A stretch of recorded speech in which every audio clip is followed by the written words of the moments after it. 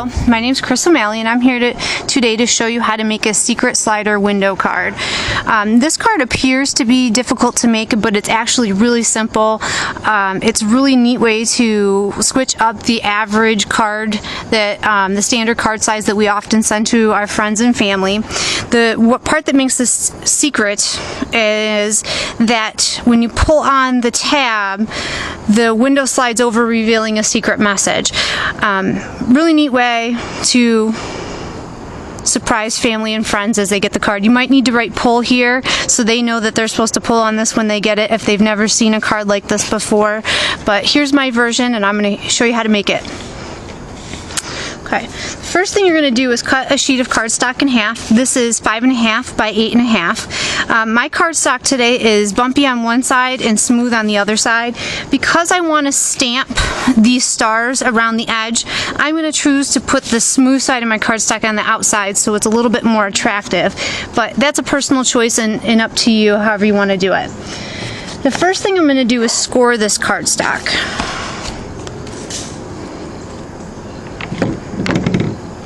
You are going to score at the 1/2 inch mark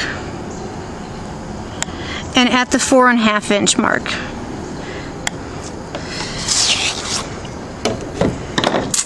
And when we fold this, and remember whatever side you want on the outside, I want the smooth.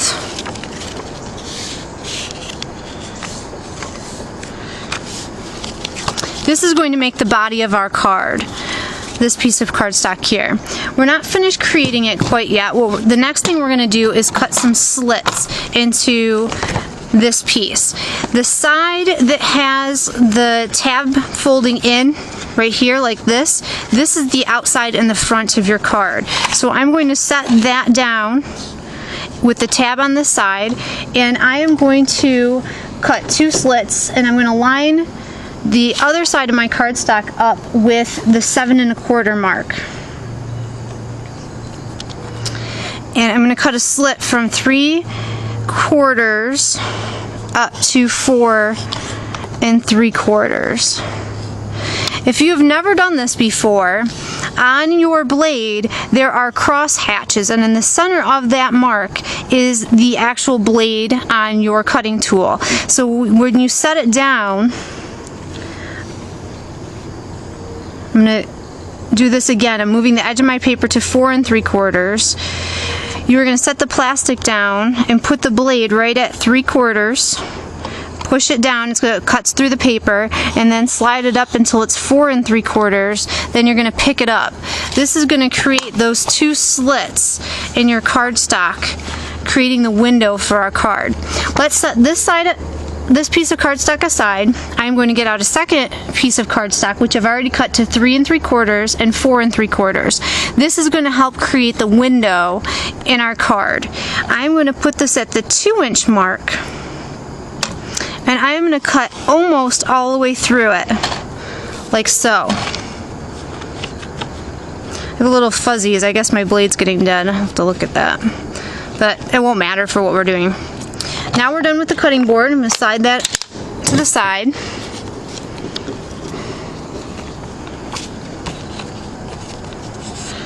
And what we're going to do is weave these pieces of cardstock together. So I'm putting the smaller piece behind the bigger piece, and I'm going to slip one side through the top of that slit and then let it go into the back of that slit.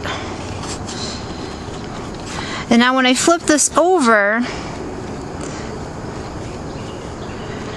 you can see how these line up. What I would recommend is taking a little bit of red sticky tape. You're going to cut a tiny piece of it off, and we're going to use that to adhere this back together. Okay.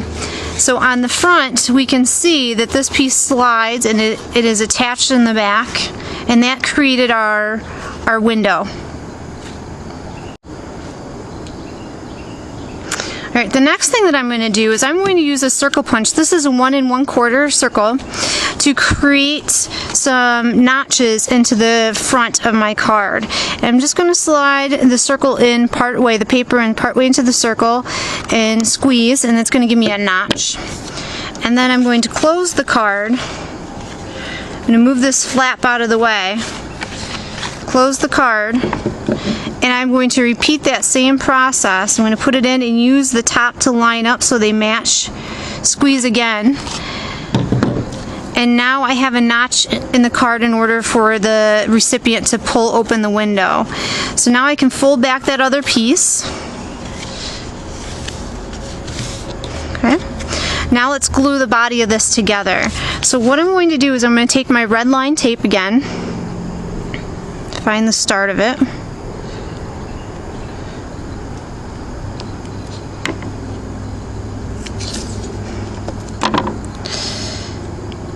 I'm going to put a piece of the red line tape on that side, and I'm going to take another piece of this red line tape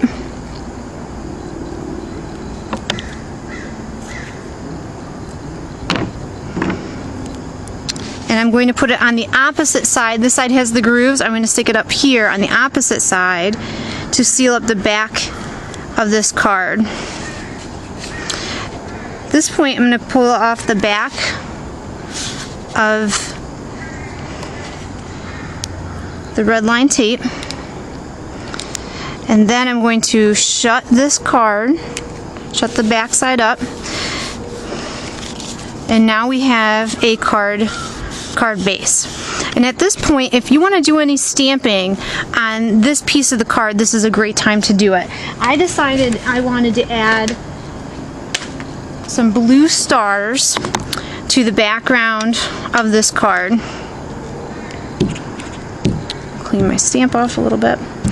And I'm using Versamark ink because I didn't want the stars to be super dark. I just wanted them to give some texture to this paper. And so I'm stamping around the edges of it.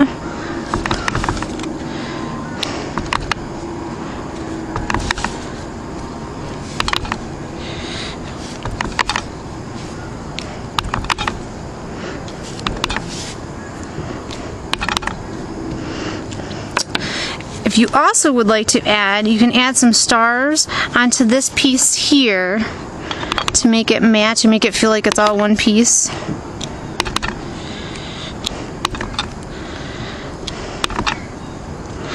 And I imagine that this might be a little difficult to see because the Versamark is so light.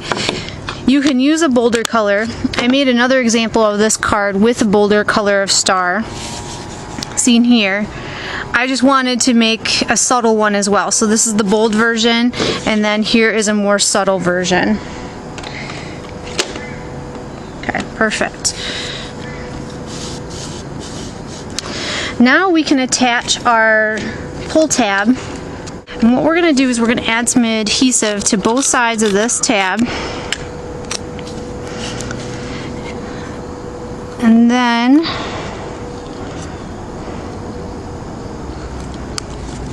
glue that onto the part that we want to pull out, like so.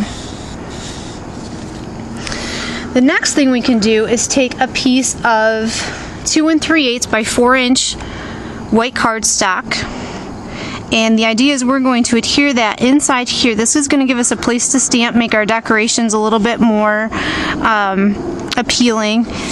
And I am going to put some adhesive, some just snail adhesive on the back of this piece.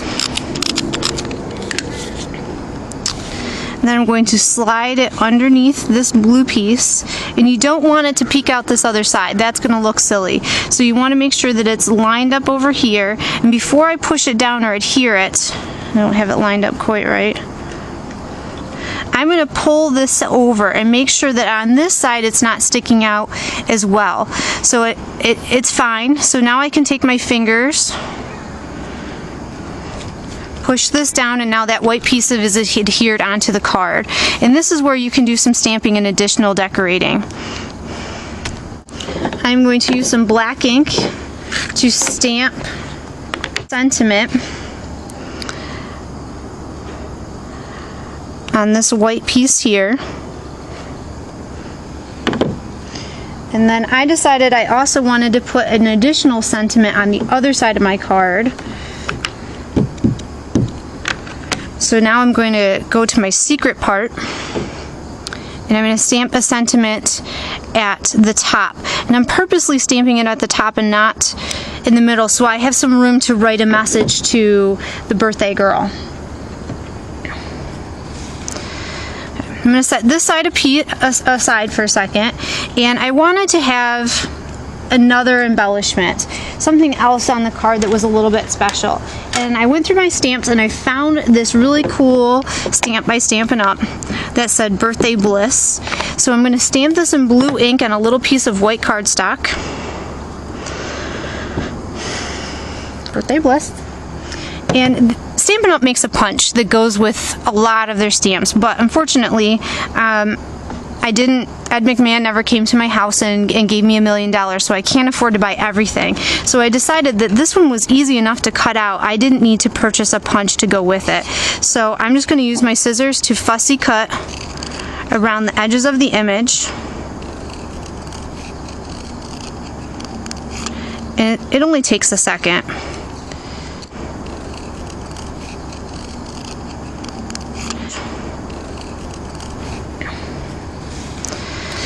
And I like the idea that this kind of hung over and the image would slide behind it. So in order to accomplish that and not mess up the moving parts of this card, I'm only going to put adhesive on the bottom part of this embellishment.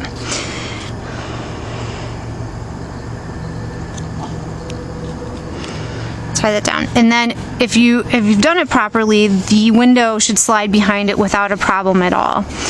And then the last thing that I did was I found an image that was by Bugaboo. It's a digital image, so I printed it onto some cardstock and I made it the appropriate size for my window. I can use my snail adhesive to attach that to this part of the card. I will color her, and there you go, you have a finished card. Not bad, not hard, very easy to make, a lot of fun to make, and I am excited to do this and play with all the possibilities with the secret slider card. If you have any questions, please feel free to contact me. My email is chris@purplelakestamps.com. I will add that on the bottom of this link, or you can go to my blog and see some of my other work. It is purplelakestamps.com. It'll also be posted. I hope you have fun, happy stamping, and I'll talk to you soon.